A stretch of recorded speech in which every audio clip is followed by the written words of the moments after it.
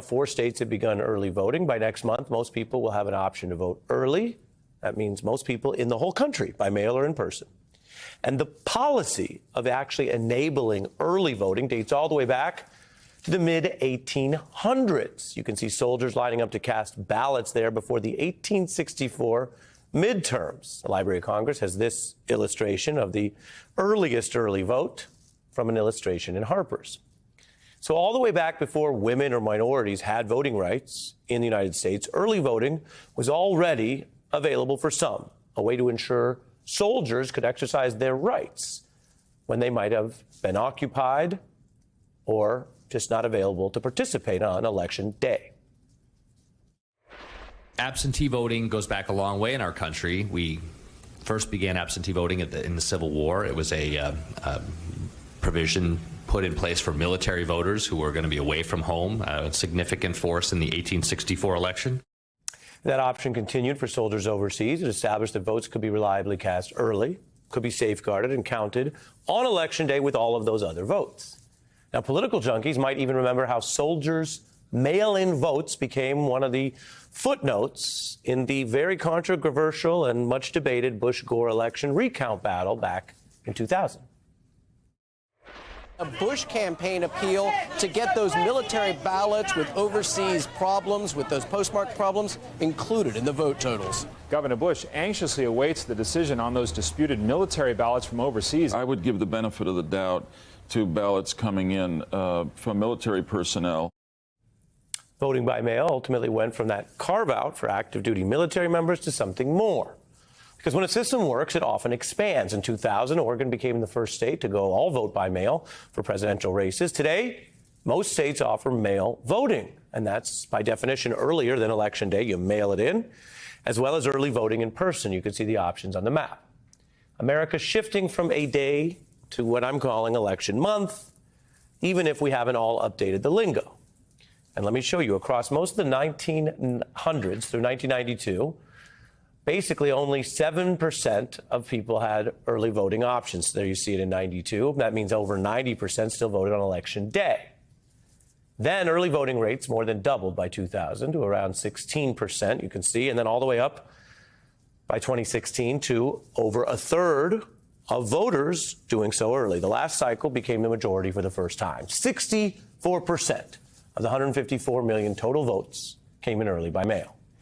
That shift had already begun, as you see, before 2020, but the COVID lockdown supersized it. And while people had all kinds of reasons to vote in 2020, making it easier over a long period of time certainly helped. The 2020 election had the largest increase in voting between presidential elections ever in history, the largest spike. And now, over half of voters say they still plan to vote early, and that's without the COVID factor this cycle. So, election month is one of the factors that may increase ongoing voter turnout. And while high participation can be just a neutral, nonpartisan sign of healthy civic life, it's not that simple, or at least that positive. I bet you already know this because you're watching the news, but in today's America, high turnout is not something that all politicians welcome equally.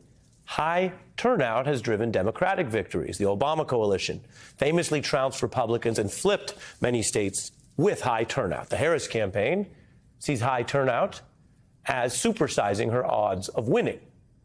And remember, more people have voted for the Democrat for the White House in 7 of the last 8 races, even when the Electoral College picked a different winner in the first elections for Trump and George W. Bush. A reminder that the nation actually consistently tips blue, and even more blue when turnout is high. So now that it's election month around the nation, Democrats may have an edge if it juices turnout, and the GOP sees that as a problem. And this is a party that's already fought harder in the past decades to limit or suppress voting, with crackdowns targeting minorities or Democratic-leaning groups like young voters, and pushing blatant hurdles that make it harder to vote, from controversial voter ID requirements to purges of election rolls.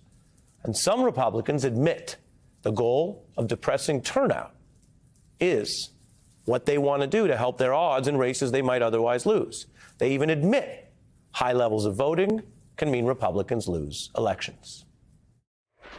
They had things, levels of voting that if you ever agreed to it, you'd never have a Republican elected in this country again. Their bill would make Election Day a new paid holiday for government workers. A power grab that's smelling more and more like exactly what it is. That is what the anti-voting agenda sounds like. And just to be clear, I give you the evidence, but I also give you, when necessary, when warranted, the obvious values or assessment along with it. This is not how healthy parties respond to voter feedback like those national elections I've shown you here. Healthy political parties try to develop ideas, platforms, and policies that respond to voters, and might win voters back against results like this. They don't try to just distort or suppress who participates in elections. And that's key for understanding the anti-democracy extremism of today's Republican Party. This started long before Trump, so it may outlast him. And I want to be clear, some of these efforts are legal, meaning they don't break the law. They've used the law to erect hurdles or voter ID requirements, which might be unfair, but which are not illegal or criminal. Courts have upheld them. Republicans view those hurdles and ploys as a way to try to win elections they might otherwise lose if everyone participated. And that is the context for their concern about election week and election month and early voting. Donald Trump had a sense that all this would hurt him more than help him. He tried to trash early voting as a general matter, openly admitting the reasoning. He wasn't saying this was a policy thing or he was thinking about whether soldiers would be able to vote or any of those high-minded considerations I mentioned. No, he just thought he might lose if everyone participated, like the sound I just played for you. He also tried to abuse federal power to quite literally interfere with how the U.S. Postal Service would deliver these ballots by mail and blocking funding. Trump also just lied about it and decried early voting as somehow corrupt. Donald Trump was clearly thinking about sabotaging the early vote in general, and that failed. And if it's become very common, well, you know the saying, if you can't beat them, join them. Republicans have begun trying to override Donald Trump's attacks by urging the party to catch up. I showed you J.D. Vance earlier along those lines, and others have said it as well, pleading with the party to compete in new terrain, because if literally tens or hundreds of millions of people are now voting early, trashing it only in right-wing MAGA super red circles is not going to even the playing field, and you clearly failed to dissuade everyone from exercising the right to early vote. So we're hearing more from Republicans, even in MAGA circles, about banking ballots early because lots of people vote in election month. If we don't bank ballots early, we're going to keep losing. But we didn't. But we didn't. But we didn't do it in 2020 because everyone said don't vote early because that's corrupt. Not everyone. Well, yes, a lot of people did at the very top of the Republican Party. Yes, you didn't. People did. A lot of people did at the top of the Republican Party. Who could she be speaking about? Donald Trump, who played himself, and this all boomeranged on him. Now, that was a blunt exchange between those Trump allies about what has become clear mathematically, the futility of attacking all early voting in election month in general.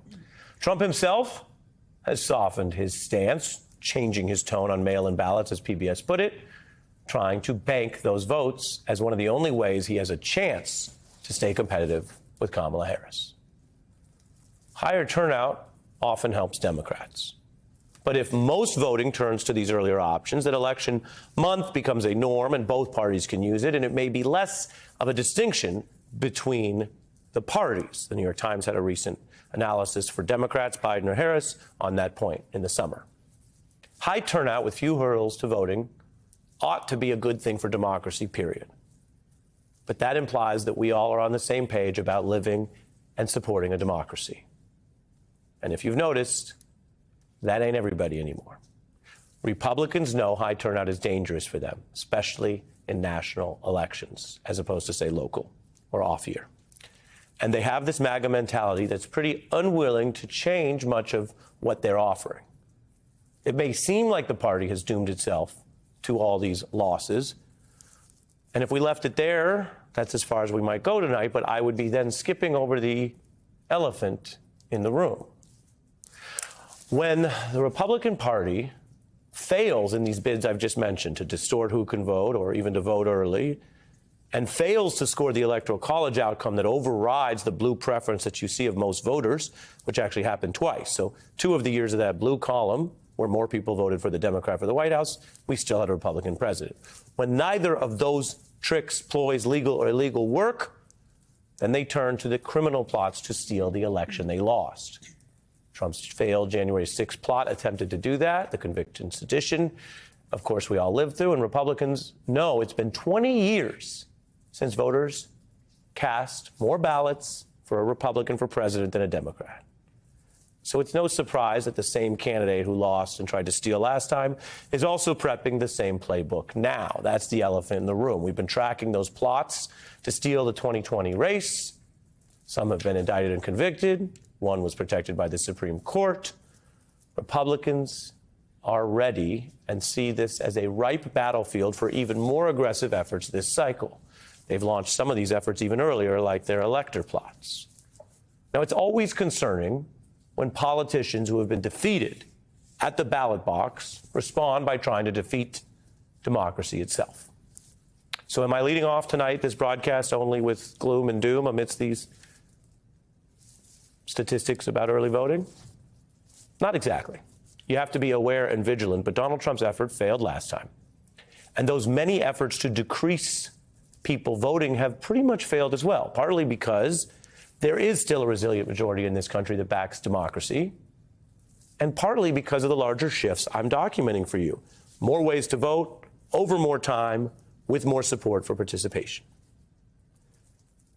At times like these, we are reminded of a truism. Politics is too important to be left to the politicians, especially the ones who openly admit they would steal your vote permanently if they got the chance. So that's why this is an important time to take stock of the election month that we are about to live through.